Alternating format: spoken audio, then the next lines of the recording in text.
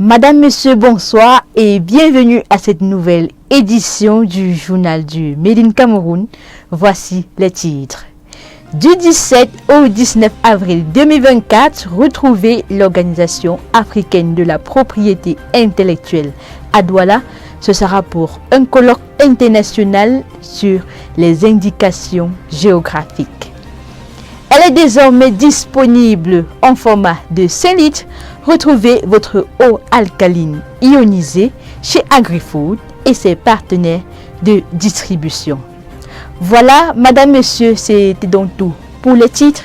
Je vous invite à présent à suivre les nouvelles du jour dans leur intégralité.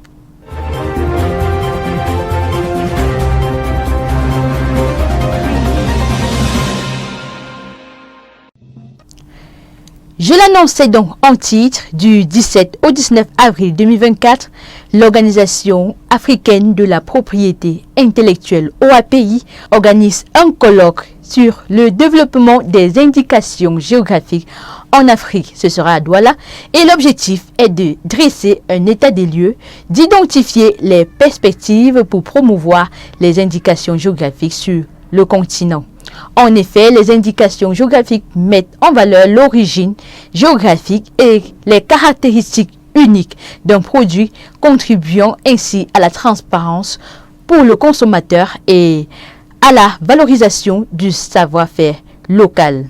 Le colloque réunira des acteurs clés du monde des indications géographiques, notamment des experts, les responsables gouvernementaux, les agriculteurs et les artisans. Ils échangeront sur les expériences, les bonnes pratiques et ils identifieront aussi les leviers pour un développement accru des indications géographiques en Afrique. Le Cameroun compte déjà 2 produits labellisés indications géographiques. Nous avons le poivre de Penja et le miel blanc d'Oku. Le cacao rouge est en cours de labellisation et l'indication géographique a permis au poivre de Penja de rapporter encore plus. Si l'on considère depuis 2002 où le kilo coûtait 3 000 francs, qui est passé à 20 000 francs en 2020. Cela démontre à suffisance l'impact des indications géographiques sur le revenu des producteurs. Ce colloque est une occasion importante de sensibiliser sur le potentiel donc de ces indications géographiques pour le développement économique et social de l'Afrique.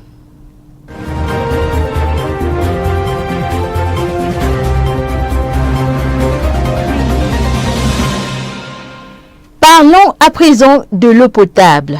En dehors de ce que vous connaissez, nous avons également l'eau alcaline ionisée pour ceux qui désirent garder une silhouette magnifique sans avoir besoin de beaucoup d'exercices physiques au quotidien.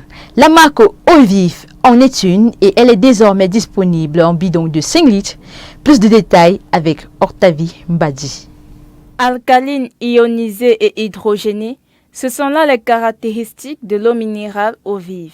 Elle est produite en 3 gammes avec un potentiel hydrogène élevé. Nous avons les bouteilles Eau Vive avec un pH de 7,2 qui sont recommandées pour la famille. Ensuite, nous avons les bouteilles Eau Vive avec un pH de 9,6 qui sont recommandées pour les plus de 35 ans. Et enfin, nous avons les bouteilles Eau Vive avec un pH de 10,9 recommandées pour les personnes ayant besoin de cure. L'eau alcaline Eau Vive est disponible en pack de 12 bouteilles de 0,5 litres, en pack de 6 bouteilles de 1 litre et désormais disponible en bidon de 5 litres. Eau Vive est une eau 100% camerounaise produite par Elissar Mbang et Koutou. Elle a plusieurs propriétés, notamment protéger efficacement le corps des infections et des maladies, ainsi que contre l'encrassement des organes. Le réseau local de l'économie sociale et solidaire travaille au quotidien avec des exploitants agricoles et transforme ensuite la matière première en produits de bonne qualité, très bonne qualité d'ailleurs. Découvrons le savoir-faire de Relais Bachenga ensemble dans cet élément qui nous est mis à disposition par Guy Valère Totom. L'entreprise est à la recherche des partenaires de distribution. Relais Bachenga nourrit en effet le rêve de voir ses produits distribués partout dans le monde. Basé au quartier Ngusto à Yaoundé, Relais Bachenga met à notre disposition plusieurs produits au quotidien. Les chips Big One, faits de plancton, de lait et aromatisés à la vanille, sont d'une saveur exceptionnelle. Ils ont été baptisés biscuits de plancton. Relais Bachenga produit également d'excellents coupes-fins, du sésame et du plancton caramélisé, soigneusement emballé, appelé croque sésao, que vous trouverez au sucre de canne ou encore au miel. Chez Relais Bachenga, on trouve également de quoi se débarrasser des problèmes de nerfs. Avec sa tisane et Canerf, oubliez le stress, des nuits de mal-être et d'insomnie. Relais Bachenga est aussi l'un de nos invités au prochain programme 5 Minutes Go qui sera diffusé d'ici très peu. Elle y sera également avec les arachides Ngondi originales. Ne manquez pas le rendez-vous. Dans 2 semaines, nous serons au mois de mai. Nous nous rapprochons donc des grandes vacances. Et pour cela, Octavie Mbadi nous propose déjà des sites touristiques pour lesquels vous pouvez déjà planifier vos prochaines randonnées. Alors, 2 lacs camerounais à visiter. Allons-y tout de suite. Le Cameroun possède en tout 30 lacs qui ne demandent qu'à être visités par les Camerounais et les étrangers. Qu'ils soient naturels ou artificiels, on en trouve dans chaque localité. À l'ouest, on a le lac Baleng, encore appelé le lac Sabichi. Il est situé à 2 km de la chefferie Baleng. Pour accéder au lac, il faut descendre de longues marches en escalier qui arrivent directement au bord de la rive. Sur les lieux, on y retrouve une cabane à gauche et de grosses pierres à droite, recouvertes de sel et de jets d'huile de palme. En effet, ce lac est un lieu sacré pour les populations autochtones. Lors de votre passage, vous pouvez faire de la randonnée autour du lac dans sa forêt dense qui encercle quasiment la totalité du site. Dans la région du Nord Cameroun, on a le lac de Lagdo, situé à 60 km de la ville de Garoua. Pour y accéder, vous devez parcourir 1 heure de route partant du centre-ville. Le lagon bleu est connu grâce au barrage hydroélectrique. Vous trouverez sur place un centre d'hébergement constitué de petites maisons de vacances, un service de restauration et des activités de détente au bord du lac. Il est également possible de faire une balade en pirogue afin de visiter le barrage de plus près.